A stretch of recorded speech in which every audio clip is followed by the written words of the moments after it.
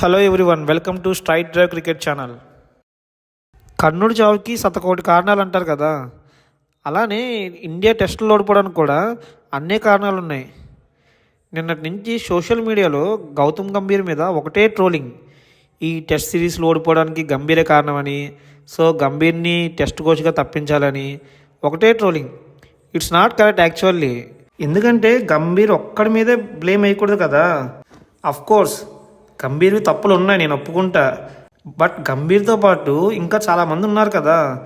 Selection committee chairman అగాకర్ ఉన్నాడు, BCCI ఉంది, schedule ఇంత బిజీ షెడ్యూల్ వేసినందుకు ప్లేయర్స్ ఉన్నారు, కెప్టెన్ ఉన్నాడు. వీళ్ళందరినీ వదిలేసి ఒక్క గంభీర్ మీద ఎందుకు పడతారు? నా అభిప్రాయం ప్రకారం అయితే ఇది అస్సలు కరెక్ట్ కాదు, ఒకరి మీదే బ్లేమ్ వేయడం అనేది. సో ఈ వీడియోలో మనం ఇండియా టెస్ట్ మ్యాచ్ ఓడిపోవడానికి గల కారణాలు ఏంటో వన్ బై వన్ చూద్దాం. సో దానివల్ల ఈ వీడియో కొంచెం లెందీగా వచ్చింది, స్కిప్ చేయకుండా అందరూ లాస్ట్ వరకు చూడండి. ఫస్ట్ ఇది డొమెస్టిక్ క్రికెట్. అసలు ఇండియాలో డొమెస్టిక్ మ్యాచెస్ ఎందుకు జరుపుతున్నారు అంటే, డొమెస్టిక్ మ్యాచెస్ అంటే like Ranji trophy, Duleep trophy కానీ, ఇరాన్ ట్రోఫీ కానీ, ఇవన్నీ కండక్ట్ చేయడం వల్ల అసలు యూజ్ ఏంటో నాకు అర్థం కావట్లేదు. మీరు ఒకసారి 15 years బ్యాక్ వెళ్ళండి, అక్కడ చూస్తే ఈ డొమెస్టిక్ క్రికెట్లో ఎవరైతే బాగా పర్ఫామ్ చేస్తారో వాళ్ళనే టెస్ట్ టీంలోకి తీసుకోవడం జరిగేది. అలా వచ్చిన వాళ్ళే ఈ పుజారా, రహానే, జడేజా, కోహ్లీ కానీ, రోహిత్ కానీ ఇంకా చాలామందే ఉన్నారు. సో వీళ్ళందరినీ చూస్తే last 15 years of Indian test క్రికెట్లో ఎంత కీ రోల్ ప్లే చేశారనేది మనకు తెలిసిందే. ఒకసారి ఇప్పుడున్న టెస్ట్ టీం చూడండి, అసలు ఎంతమంది డొమెస్టిక్ క్రికెట్ ఆడుతున్నారు. మన ఇద్దరు ఓపెనర్లు ఉన్నారు కదా, రాహుల్ అండ్ జైస్వాల్. వీళ్ళిద్దరూ కూడా కేవలం ఒకే ఒక్క రంజీ మ్యాచ్ ఆడారు ఈ సీజన్లో. అలానే సుదర్శన్ అయితే కొన్ని మ్యాచెస్ ఆడాడు, బట్ ఏమాత్రం పర్ఫామ్ సరిగా చేయలేదు. ఇంకా మన 3 ఫార్మాట్స్ ప్లేయర్స్ ఉన్నారు కదా, గిల్, బుమ్రా, సిరాజ్ కానీ, కుల్దీప్ కానీ, వీళ్ళకైతే అసలు టైమే ఉండదు అనుకోండి ఆడడానికి. సో దానివల్ల మనకి ఎక్కడ దొరుకుతుంది రెడ్ బాల్ క్రికెట్ ప్రాక్టీస్ చేయడానికి. ఇన్ కేస్ అక్కడ ఆడితే సేమ్ ఇలాంటి పిచ్చెసే ఉంటాయి కనుక కొంచెం ప్రాక్టీస్ దొరుకుద్ది. అందుకనే ఒకప్పుడు మన ఇండియన్ బ్యాట్స్మెన్ స్పిన్ బాగా ఆడేవాళ్ళు, బట్ ఇప్పుడు అలాంటి సిచ్యువేషన్ లేదు కదా. ఎలా ఉందంటే ఇప్పుడు ఇండియా సిచ్యువేషన్ చూడడానికి ఒకప్పుడు స్పిన్ మన అస్త్రం, బట్ ఇప్పుడు అదే అస్త్రాన్ని మన మీద యూజ్ చేసి మనల్ని ఓడిస్తున్నారు. ఏదో సామెత ఉంటుంది కదా, వజ్రాన్ని వజ్రంతో కొయ్యాలన్నట్టు మన స్పిన్ అస్త్రాన్ని మన మీదే ప్రయోగిస్తున్నారు మిగతా టీమ్స్. పోనీ డొమెస్టిక్ క్రికెట్లో బాగా పర్ఫామ్ చేసిన వాళ్ళు తీసుకుంటారంటే అది చేయరు. సర్ఫరాజ్ కానీ, అభిమన్యూశ్వరన్ కానీ ఎంత మంచి ప్లేయర్స్ ఉన్నారు డొమెస్టిక్ క్రికెట్లో బాగా పర్ఫామ్ చేసేవారు. సో దీన్ని మనం రెక్టిఫై చేసుకోవాలంటే ఎయిదర్ ఇప్పుడున్న ప్లేయర్స్ని డొమెస్టిక్ క్రికెట్ అయినా ఆడమని చెప్పాలి, లేకపోతే డొమెస్టిక్ క్రికెట్లో బాగా పర్ఫామ్ చేసిన వాళ్ళైనా టెస్ట్ టీంలోకి సెలెక్ట్ చేయాలి. ఇంకా ఇవి తప్ప వేరే సొల్యూషన్ లేదు దీనికి. Next specialist batsmen. So test specialist batsmen అంటే మనకి కొంతమందే ఉంటారు, లైక్ ద్రావిడ్, పుజారా అండ్ రహానే, కోహ్లీ కూడా. సో ఇప్పుడున్న టీంలో చూస్తే ఎవరైనా ఒక్కరు కానీ ఈ ప్లేయరు టెస్ట్ స్పెషలిస్టు అని చెప్పుకోవడానికి ఎవరైనా ఉన్నారా? ఎవ్వరు లేరు. బట్ టీంలో అట్లీస్ట్ ఇద్దరైనా ఉండాలి కదా. డొమెస్టిక్ క్రికెట్లో బాగా ఆడేవాళ్ళు ఒక ఇద్దరిని తీసుకుని వాళ్ళని మంచిగా గ్రో చేయండి స్పెషలిస్ట్ బ్యాట్స్మెన్స్ కింద. ఉన్నారుగా మన అభిమన్యూశ్వరన్ కానీ, సర్ఫరాజ్ కానీ, ఇంకా చాలామందే ఉన్నారు. అభిమన్యూశ్వరన్ అయితే one of the best opener in Ranji trophy అంటారు. ఒకసారి అతను ఫస్ట్ క్లాస్ కెరీర్ చూడండి. 187 innings-లో 8,000కి పైగా రన్స్ చేశాడు. దాంట్లో 27 సెంచరీలు ఉన్నాయి, 54 హాఫ్ సెంచరీలు ఉన్నాయి, అండ్ ఒక డబుల్ సెంచరీ కూడా ఉంది. ఇంత మంచి ఫిగర్స్ ఉన్నా కానీ అతనికి ఇంకా ఇండియా ప్లేయింగ్ 11లో ప్లేసే దొరకలేదు. సర్ఫరాజ్ కూడా అంతే, ఏదో ఒక సిరీస్ ఆడాడు ఇంగ్లాండ్తో అంతే. ఈ perform well in that series actually. 5 matches ఆడితే 200 runs పైనే చేశాడు, 2 హాఫ్ సెంచరీలు కూడా ఉన్నాయి దాంట్లో. అయినా కానీ టెస్ట్ టీంలోంచి అతన్ని ఎందుకు తప్పించారో అనే క్వశ్చన్కి రీజన్ లేదు. ఐ థింక్ ఒకటే రీజన్ అనుకుంటా, ఐపీఎల్లో వీళ్ళు స్టార్స్ కాదు కదా ఇద్దరు, సర్ఫరాజ్ అండ్ అభిమన్యూశ్వరన్. బీసీసీఐ కూడా ఎలా అయిపోయిందంటే ఐపీఎల్లో ఎవరైతే బాగా ఆడతారో వాళ్ళనే సెలెక్ట్ చేస్తుంది 3 ఫార్మాట్స్కి కూడా. T20s-కి, 1days-కి సెలెక్ట్ చేయండి ఓకే, బట్ టెస్ట్స్కి సెలెక్ట్ చేస్తే ఎట్లాగా? T20 game is different from test కదా. ఇంగ్లాండ్ ఏదో బ్యాట్స్బాల్ గేమ్ అందని మనం కూడా ఆ బ్యాట్స్బాల్ గేమ్ ఆడడానికి మన స్పెషలిస్ట్ బ్యాట్స్మెన్స్ అయిన పుజారా, రహానేని కూడా పక్కన పెట్టేసాం, ఏదో వాళ్ళు స్లోగా ఆడుతున్నారని. బట్ ఎంత బ్యాట్స్బాల్ అయినా కానీ ఒక ఇద్దరు కానీ ఒకరు కానీ స్పెషలిస్ట్ బ్యాట్స్మెన్స్ ఉండాలి కదా టెస్టుల్లో. బీసీసీఐ కూడా ఇంకా వాళ్ళని సెలెక్ట్ చేసే ఛాన్సే లేదు. బట్ టైం కూడా చాలా ఉంది ఇంకా నెక్స్ట్ మనం టెస్ట్ మ్యాచ్లు ఆడడానికి. సో ఇప్పటికైనా బీసీసీఐ మేల్కొని కొంచెం స్పెషలిస్ట్ బ్యాట్స్మెన్స్ని గ్రో చేసుకోవాలి. లేకపోతే టెస్ట్ క్రికెట్ పతనం అనేది ఇండియాలో స్టార్ట్ అవుతుంది. ఆల్రెడీ స్టార్ట్ అయింది. రిజల్ట్స్ కూడా ఇలానే ఉంటాయి. ఇంకా నెక్స్ట్ ఎక్స్పీరియన్స్ అనేది క్రికెట్లోనే కాదు, ఏ స్పోర్ట్స్లో అయినా కానీ మోస్ట్ ఇంపార్టెంట్ థింగ్. ఒకసారి మన టాప్ 6 బ్యాట్స్మెన్ చూడండి ఈ కరెంట్ టెస్ట్ టీంలో. 50కి పైగా టెస్ట్లు ఆడింది ఇద్దరే ఉన్నారు, అది కూడా రాహుల్ అండ్ జడేజా. మిగతా అంతా కూడా కొత్త వాళ్ళే. నేను గంభీర్ ప్రెస్ మీటింగ్ అడ్రస్ చేస్తూ ఒక మాట అన్నాడు, this team is inexperienced team, transition ఫేజ్లో ఉంది, చాలామంది యంగ్ ప్లేయర్స్ ఉన్నారు, సో కొంచెం లాంగ్ రన్ కావాలి సెట్ అవ్వడం. కానీ ఇక్కడ పాయింట్ ఏంటంటే సరిగా బ్యాకప్ అండ్ కొంచెమైనా ఎక్స్పీరియన్స్ ప్లేయర్స్ లేకుండానే కోహ్లీ, రోహిత్, అశ్విన్ ముగ్గురిని ఒకేసారి తప్పించేశారు టెస్ట్ టీంలో నుంచి. ఇలాంటి సిచ్యువేషన్ వల్లే కదా శ్రీలంకన్ టీం ఇప్పుడు ఇలా అయింది. ఒకప్పుడు మీరు చూస్తే శ్రీలంకన్ టీం ఎలా ఉండేదో తెలుసా? 2007 అండ్ 2011 రెండుసార్లు కూడా వరల్డ్ కప్లో ఫైనల్కి వచ్చారు. గెలవలేదు కానీ 2 సార్లు రన్నర్సే. అలానే మనం T20 వరల్డ్ కప్ చూసుకుంటే 2012లో ఏమో రన్నర్స్ అయ్యారు, 2014లోనేమో విన్నర్స్ మన మీద గెలిచింది. సో అలా ఉండే శ్రీలంక టీము 2015 తర్వాత ఇప్పుడు ఎలా అయిపోయిందో మీ అందరికీ తెలుసు. ఎందుకు తెలుసు అట్లా అయ్యింది? వాళ్ళ టీంలో ట్రాన్సిషన్ ఫేజ్ సరిగా జరగలేదు. ఎందుకంటే వాళ్ళ సీనియర్ ప్లేయర్స్ ఉన్నారు కదా, దిల్షాను, సంగక్కర, జయవర్ధనే, తరంగ, వీళ్ళందరూ కూడా ఒకేసారి రిటైర్మెంట్ అయిపోయారు. సో ఇప్పుడు అదే తప్పు ఇండియా టెస్ట్ టీంలో జరిగింది. కోర్స్ ముగ్గురు సీనియర్ ప్లేయర్స్కి కూడా 35 అబవ్ ఏజ్ వచ్చింది, ఎప్పటికైనా రిటైర్ అవ్వాల్సిందే. బట్ ఈ WTC సైకిల్ వరకు కంటిన్యూ చేస్తే ఈలోపు కొంచెం బ్యాకప్ ఉండేది కదా టీంలో. ఒకసారి టీం సిచ్యువేషన్ చూడండి, గిల్కి ఇంజరీ అయితే సరైన బ్యాకప్ కూడా లేదు. అలానే మనం 2010 నుంచి టెస్టుల్లో ఇంతలా గెలుస్తున్నామంటే హోమ్ కండిషన్లో ద మెయిన్ రీజన్ అశ్విన్.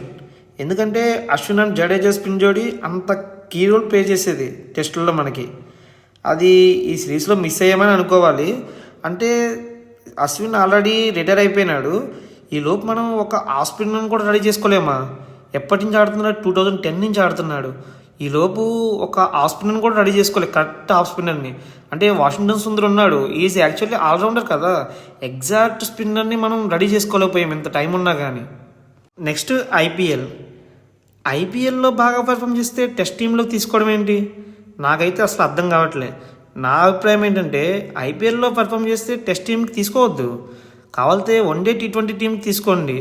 ఇప్పుడు టీంలో ఉన్న సుదర్శన్ కానీ, జురెల్, నితీష్ రెడ్డి వీళ్ళందరూ కూడా టెస్ట్ టీంలోకి అలానే వచ్చారు. ఏదో ఐపీఎల్లో ఒక సీజన్ బాగా ఆడితే, సుదర్శన్ అయితే ఏదో ఒక సీజన్లో ఐపీఎల్లో బాగా ఆడాడు, ఇంకా అతను తీసుకొచ్చి టెస్ట్ టీంలో పెట్టేశారు.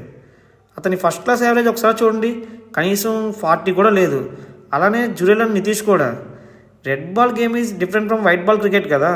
సో ఇప్పటికైనా ఐపీఎల్ బేస్డ్ కాకుండా డొమెస్టిక్ పెర్ఫార్మెన్స్ని బట్టి ఇండియా ఏ టీంలో ఫస్ట్ ఛాన్స్ ఇచ్చి అక్కడ ఇన్ కేస్ బాగా ఆడితే అప్పుడు మెయిన్ టీంలో ఛాన్స్ ఇవ్వండి. అప్పుడే కదా టెస్ట్ టీంలో క్వాలిటీ పెరిగేది. లేకపోతే మన ప్లేయర్స్ ఐపీఎల్లో ఆడినట్టే ఈ టెస్ట్లో కూడా 20-30 బాల్ ఫేస్ చేస్తే చాలనుకుంటారు. Next specific grounds for test matches. ఒకసారి ఇంగ్లాండ్ అండ్ ఆస్ట్రేలియా చూడండి, టెస్ట్ మ్యాచెస్ కోసం కొన్ని స్టేడియం మాత్రమే ఉంటాయి, వాటిలో మాత్రమే టెస్ట్ మ్యాచెస్ జరుగుతుంటాయి ఎప్పుడు. ఆస్ట్రేలియాలో అయితే పెర్త్ కానీ, బ్రిస్బేను, మెల్బోర్ను, సిడ్నీ వీటిలోనే జరుగుతాయి. ఇంగ్లాండ్లో కూడా అంతే, లార్డ్స్, మాంచెస్టర్ అని, ఓవెల్ అని ఇలా కొన్ని మాత్రం ఉంటాయి. బట్ మన ఇండియాలోకి వచ్చేసరికి అలా ఏముండవు. నా ఒపీనియన్ ఏంటంటే ఇండియాలో కూడా టెస్ట్ మ్యాచెస్కి కొన్ని స్టేడియంస్ని సెలెక్ట్ చేయాలి, వాటిలోనే టెస్ట్ మ్యాచ్ని కండక్ట్ చేయాలి. అప్పుడే కదా ఆ పిచ్ ఎలా బిహేవ్ చేస్తుంది, అక్కడ కండిషన్స్ ఎలా ఉంటాయనేది తెలిసేది. ఎగ్జాంపుల్ ఒకసారి లాస్ట్ 2 మ్యాచ్లు చూసుకుని టెస్ట్ మ్యాచ్లు, కోల్కతాలో మనం లాస్ట్ ఆడింది ఎప్పుడో 2019లో ఆడాం, మళ్ళీ 6 years తర్వాత ఆడాం. అంటే అప్పుడు టీంలో ఉన్న వాళ్ళు ఇప్పుడు ఎవ్వరు లేరు ఎక్సెప్ట్ జడేజా అనుకుంటా. అలానే గౌహతిలో ఫస్ట్ టైం జరుగుతుంది టెస్ట్ మ్యాచ్. సో దానివల్ల ఏమైపోతుందంటే ఫారెన్ ప్లేయర్స్కి ఆ పిచ్చెస్ మీద ఎంతైతే ఎక్స్పీరియన్స్ ఉంటుందో ఐపీఎల్ ఆడడం వల్ల మన వాళ్ళకు కూడా అంతే ఉంటుంది. సో ఇప్పటికైనా బీసీసీఐ దీని గురించి ఆలోచిస్తుందేమో చూడాలి మరి. నెక్స్ట్ బీసీసీఐది కూడా తప్పు ఉంది. ఎందుకంటే ఈ మధ్య ఒకసారి షెడ్యూల్ చూస్తే కనీసం సిరీస్కి 10 days కూడా గ్యాప్ ఉండడం లేదు. ఒకప్పుడు చూడండి మీరు, ఇంతకుముందు ఒక 10 years బ్యాక్ లేకపోతే 5 years బ్యాక్ అయినా మినిమం సిరీస్కి 20 days గ్యాప్ ఉండేది. ఈడెన్ గార్డెన్స్లో మనం టెస్ట్ మ్యాచ్ ఓడిపోవడానికి మెయిన్ రీజన్ ఏంటి? గిల్ ఇంజరీ అవ్వడం. సో దానివల్ల మనం 10 ప్లేయర్స్ తోటి ఆడాల్సి వచ్చింది ఆ టెస్ట్ మ్యాచ్. ఎందుకంటే గిల్కి కొంచెం కూడా రెస్ట్ లేదు. ఒకసారి గిల్ లాస్ట్ మంత్ వెస్టిండీస్తో ఆడాడు 2 టెస్టులు. ఆ నెక్స్ట్ వెంటనే మళ్ళీ ఆస్ట్రేలియాకి వెళ్ళి 3 వన్డేలు ఆడాడు, 5 T20లు ఆడాడు. మళ్ళీ నెక్స్ట్ 3 days గ్యాప్లోనే ఈ టెస్ట్ సిరీస్ వచ్చింది. ఇంకెక్కడ గ్యాప్ ఉంది చెప్పండి? సో బీసీసీఐ కూడా కొంచెం షెడ్యూల్ని సరిగా ప్లాన్ చేయాలి. అట్లీస్ట్ ఈ టెస్ట్ సిరీస్ ఉన్నప్పుడు కొంచెం లాంగ్ గ్యాప్ ఉండేటట్టు. ఎందుకంటే ప్రిపరేషన్ ఉంటుంది కదా టెస్ట్ మ్యాచెస్కి. Next all-rounders.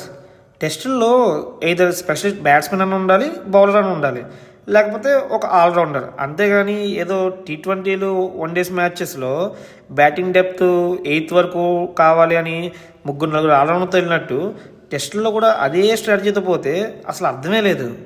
ఒకప్పుడు కోహ్లీ కెప్టెన్గా ఉన్నప్పుడు చూడండి, మనం టెస్ట్ మ్యాచెస్లో అంతలా పెర్ఫామ్ చేసామంటే మెయిన్ రీజన్ ఏంటంటే మనం అప్పట్లో 5 బౌలర్స్తో వెళ్ళేవాళ్ళం కంపల్సరీ. సో అందుకనే రిజల్ట్స్ కూడా అలానే వచ్చేవి. ఎందుకంటే మనం టెస్ట్ మ్యాచ్ గెలవాలంటే మెయిన్గా రన్స్ కాదు, అపోనెంట్ టీం 20 వికెట్స్ తీయాలి, అప్పుడే మనం టెస్ట్ మ్యాచ్ గెలిచేది. సో అపోనెంట్ టీము 20 వికెట్స్ తీయాలంటే కంపల్సరీ 5 బౌలర్లు అనేవాళ్ళు ఉండాలి, స్పెషలిస్ట్ బౌలర్స్.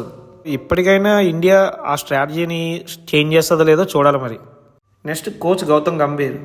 ఈ వీడియో స్టార్టింగ్లో చెప్పినట్టు నిన్నటి నుంచి సోషల్ మీడియాలో ఒకటే ట్రోలింగ్ పాపం గౌతమ్ గంభీర్ మీద, కోచ్గా తప్పించాలని. బట్ ఈ టెస్ట్ సిరీస్ డిఫీట్ బ్లేమ్ అంతా అతని ఒక్కడి మీద వేయడం అనేది కరెక్ట్ కాదు. ఎందుకంటే ఇదే కోచ్ ఉన్నప్పుడే కదా, గౌతమ్ గంభీర్ కోచ్ ఉన్నప్పుడే కదా మనం ఛాంపియన్స్ ట్రోఫీ గెలిచింది, ఏషియా కప్ గెలిచింది, అండ్ ఇంగ్లాండ్లో టెస్ట్ సిరీస్లో బాగా పెర్ఫామ్ చేసింది. సేమ్ గంభీర్ కూడా నిన్న ప్రెస్ మీటింగ్లో ఇదే ఆన్సర్ ఇచ్చాడు ఒక రిపోర్టర్ అడిగిన క్వశ్చన్కి. బట్ కొన్ని తప్పులు కూడా ఉన్నాయనుకోండి యాజ్ ఏ కోచ్గా గంభీర్వి. ఏమిటంటే ఇష్టం వచ్చినట్టు డెసిషన్ తీసుకుంటాడు, ప్లేయింగ్ 11లో ఊరికే చేంజెస్ చేస్తాడు. సో దానివల్ల ఏమైపోద్దంటే ప్లేయర్స్కి కాన్ఫిడెన్స్ ఉండదు. అంటే ఎట్లా అంటే ఈ మ్యాచ్లో నేను ఆడకపోతే నన్ను పక్కన పెట్టేస్తారు అనే భయంతో ఆడతారు. సో దానివల్ల ఏమవుతుందంటే కాన్ఫిడెన్స్తో ఆడరు. సో ఇలాంటి చిన్న చిన్న తప్పులు ఉన్నాయి. సో ఒకసారి అతని మీద బ్లేమ్ వేసే ముందు కోచ్ కంటే ముందు అతను ఒక క్రికెట్ ప్లేయర్ అని గుర్తుపెట్టుకోండి. అలానే ఇండియా 2 సార్లు వరల్డ్ కప్ గెలవడంలో కీ రోల్ ప్లే చేశాడు. అతను ఏమీ కావాలని చేయడు కదా ఇండియా మ్యాచ్లు ఓడిపోవాలని. అతనికి ఉంటుంది ప్రతి మ్యాచ్ గెలవాలని. ఇండియా మ్యాచ్లు గెలిచినప్పుడు కానీ కప్పులు గెలిచినప్పుడు కానీ ఎలా అయితే ఆనందపడ్డామో, వాళ్ళు ఓడిపోయినప్పుడు కూడా ప్లేయర్స్నే కాదు కోచ్ని కూడా బ్యాకప్ చేయాలి. ఇన్ కేసు అతని వల్ల కాకపోతే, అతని వల్ల అవ్వడం లేదంటే అతనే వదిలేసి పక్క వెళ్ళిపోతాడు. ఎందుకంటే అలాంటి హ్యూమన్ బీయింగ్ గంభీర్. ఇంకా లాస్ట్ది but not the least toss. So మన చేతుల్లో లేనిది. సో దీనివల్ల కూడా ఈ మధ్య మనం ఎక్కువ మ్యాచ్లు ఓడిపోతున్నాం. ఎందుకంటే మనం ఏం చేయలేం, ఫుల్లీ లక్ బేస్డ్ కదా. But one of the main reason ఈ మధ్య మనం టెస్ట్ మ్యాచ్ ఓడిపోవడానికి. సో మనం ఈ టెస్ట్ మ్యాచ్ ఓడిపోవడానికి కోచ్ గంభీరో లేదా కెప్టెనో కాదు, నేను పైన చెప్పిన ఈ మల్టిపుల్ రీజన్స్ అన్నీ ఉన్నాయి. సో ఇప్పటికైనా బీసీసీఐ మేల్కొని, మనకి చాలా గ్యాప్ ఉంది, 9 months ఉంది గ్యాప్. ఈ లోపు టీమిండియా ఒక మంచి టీం ప్రిపేర్ చేసుకుని ఒక స్ట్రాంగ్ కమ్బ్యాక్ ఇస్తుందని ఆశిద్దాం. ఈ వీడియోలో నేను అన్ని పాయింట్స్ కవర్ చేశానని అనుకుంటున్నా. ఇన్ కేస్ ఏదైనా పాయింట్లు కానీ కవర్ చేయకపోతే కామెంట్లో పెట్టండి. సో ఇది ఈ వీడియో కనుక మీకు నచ్చితే లైక్ కొట్టండి, మీ ఫ్రెండ్స్కి షేర్ చేయండి. అలానే మరిన్ని ఇలాంటి వీడియోల కోసం నా ఛానల్ని సబ్స్క్రైబ్ చేసుకోండి.